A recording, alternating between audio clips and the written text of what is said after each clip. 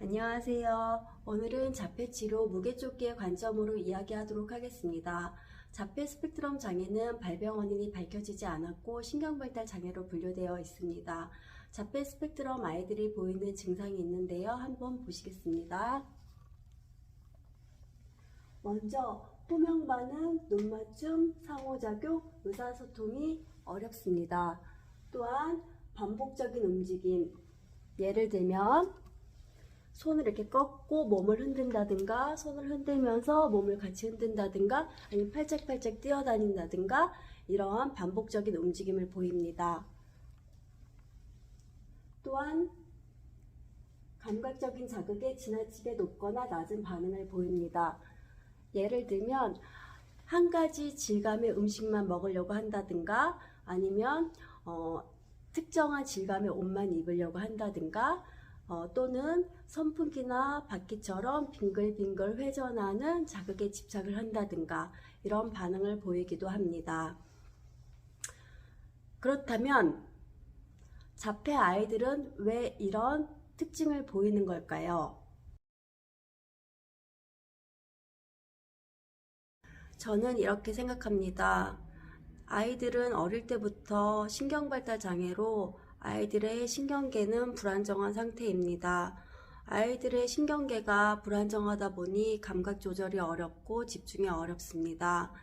아이들은 감각 조절의 어려움으로 다양한 반응들을 보이는데 상동행동, 문제행동, 착석의 어려움, 자해행동, 그 밖에 위에서 말씀드렸던 여러 자폐 증상들을 보입니다.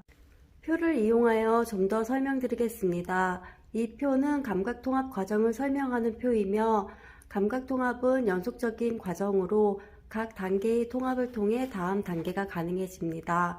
먼저 아래 다양한 감각들 촉각, 전정감각, 고유승성 감각, 후각, 시각, 청각, 미각, 내장 감각 등이 있습니다.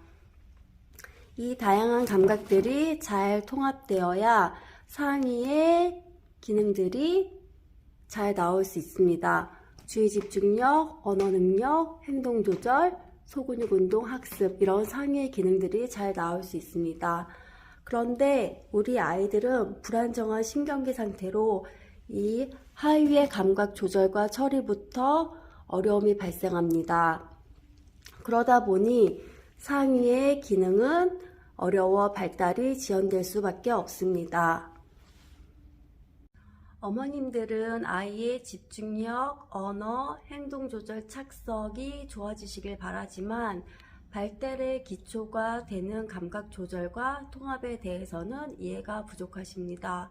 하위의 감각 조절과 통합이 잘 되어야 어머님들이 원하시는 상위의 기능들이 잘 발달할 수 있습니다.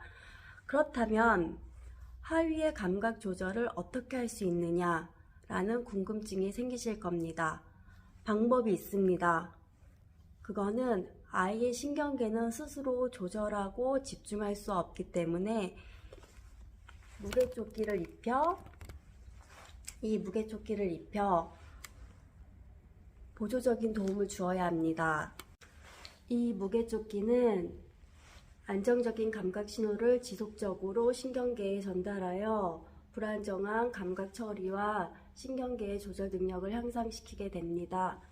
괜찮아, 진정해 라는 신호를 보내며 흥분되어 있는 신경계는 조절을 하게 됩니다. 신경계의 조절 능력이 향상되게 되면 상동행동, 문제행동, 착석, 자해가 완화되며 시각 및 청각적인 집중력이 좋아져 이런 말씀을 하십니다. 요즘 아이가 말귀를 좀 더 잘 알아듣는 것 같아요. 아이가 부엌에서 물을 먹고 식탁 끝에 컵을 뒀는데 제가 불안해서 누구야 저 안쪽으로 좀 넣어놔 라고 했을 때 아이는 바로 컵을 안쪽으로 밀어 넣었어요. 그러면 얘는 알고 있는데 그동안 모르는 척을 한 건가? 할 수 있는데 안 한 건가? 라는 약간 생각을 했다고 하십니다. 그건 아이가 할 수 있는데 안 한 게 아니고 조절과 집중이 되지 않아서 행동할 수 없었던 것입니다. 또한 이제 시각적인 집중력도 좋아지는데요. 시각적인 집중력이 좋아지는 예로는 친구의 행동을 모방한다든가 아니면 엄마나 선생님의 껌딱지가 되는 겁니다. 예를 들면 친구가 책을 보고 있는데 그 모습을 보고 똑같이 책을 꺼내서 옆에서 본다든가, 평상시에는 엄마가 부엌에 있건 화장실에 있던 관심이 없던 아이가 조절이 되면서 엄마 껌딱지가 되어 엄마가 화장실에 가면 화장실 앞에서 기다린다든가, 또는 학교 선생님한테 관심이 없었는데 학교 선생님의 관심을 끌기 위해서 자꾸 요구를 한다든가, 이렇게 시각적인 집중력이 좋아지면서 주변의 자극을 받아들이게 됩니다. 저는 어머니들에게 이렇게 말씀드립니다. 말귀를 잘 알아듣는 건 이제 귀가 트이는 거고, 주변 친구들의 모습을 보고 모방을 한다는 건 이제 눈이 트여서 세상을 보게 되는 거고, 무바라 아이의 바라가 트이는 건 입이 트이는 거다. 그렇다면 귀와 눈과 입의 모든 감각이 아이는 트였다.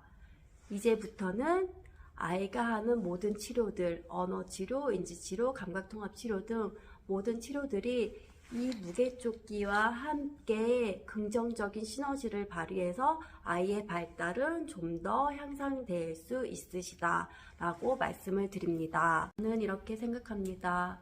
자폐 아이들이 보이는 많은 증상들은 감각 처리와 신경계의 불안정으로 나타나는 증상으로 생각됩니다. 이러한 발달 문제들은 무게쫓기가 보조적인 도움을 주어 신경계의 조절과 집중을 향상시킴으로써 좋아질 수 있다고 생각합니다. 물론 자폐라는 장애가 완치되기는 어렵지만 이러한 여러 자폐 증상들의 문제들로 힘들어하시는 가족에게 자폐 치료에 대해 무게쫓기를 활용하는 방법도 있다는 것을 함께 공유하고 알려드리고 싶습니다. 제 이야기에 경청해 주셔서 감사합니다. 구독, 좋아요 꾹